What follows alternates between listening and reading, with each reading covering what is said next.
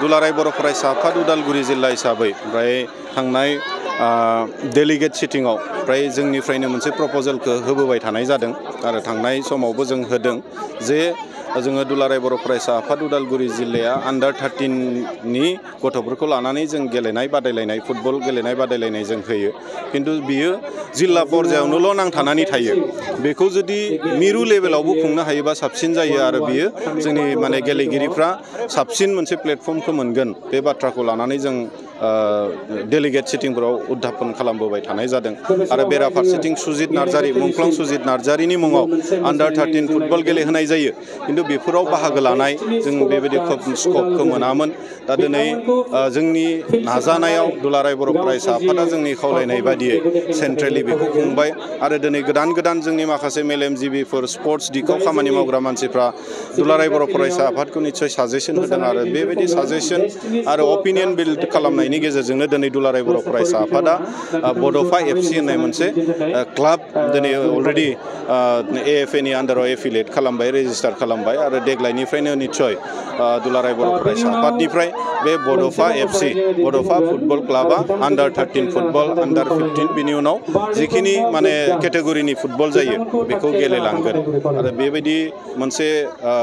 जोंनि गेलेगिरिफ्रा मोजां मोनसे प्लेटफर्म मोनदों आरो बिनि थाखाय जों साबायखर बावगोन दुलाराय बर' फरायसा आफादखौ जोंनि खावलायनायखौ जोंनि जिथु माने थांनाय 14 बोसोरनिफ्राय जिखिनि मोनसे एग्जाम्पल सेट खालामबोबाय बेखौ नुनायजों जोंनि खावलायनायखौ लाखिनानै बिथांमोना बे बड'फा मिशन फर सास्टेनेबल चेन्ज होननाय मोनसे मिशननि आन्डाराव बे जोलुर बादायनायखौ थांनाय 2 बोसोरनिफ्राय लाबोबाय बिनि थाखाय आं साबायखर बावो जोङो साबायखरबो बावगोन जोंनि उदालगुरि बाखि साफ्रोमबो रायजो राजाफ्रा जोंखौ जिबायदि खहारि होनांगौ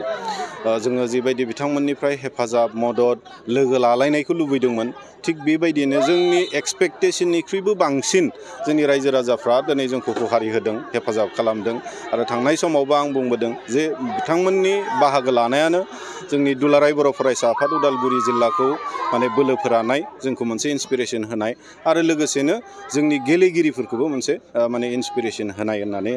माने आं फोथायो दा बे हिसाबै साफ्रोमबो रायजो राजाफोरखौ आं साबायखर बावगोन जोंनि प्लेयार्सफोरनि प्राय 21 दखरा आफादा बेवहाय देग्लाय गेलेनायाव बाहागो लाबाय बे 21 दखरा आफादनि जिथु गेलेगिरिफोरनि दिथागिरिफोरखौबो आं साबायखर बावगोन बिथांमोना गावबा गाव गथ'फोरखौ बेबायदि गेलेनाय दिखाव उत्साह होबाय जों बेबायदि खाबुखौ होबाय दखरा आफादजों हेफाजाब होलायबाय बिनि थाखाय आं साबायखर बावगोन आरो फैबाय थानाय समावबो साफ्रोमबो दिथागिरि रायजो राजा उदालगुरि बाखिनि बेबायदि अननाय हेफाजाब मददथिखौ मोनलांबाय थागोनखौ आं मिजिंथिदों आरो बेबायदि जुदि थांबाय थायोब्ला निस्सय बर' हारिया गेलेनाय दिखाव जथेस्थ'खिनि जों उन्नत जागोन आरो नेशनेल इन्टारनेशनेल लेभेलाव बेबायदि गेलेगिरिफोरखौ जों निस्सय माने फैबाय थानाय समाव जों नुनो मोनगोन।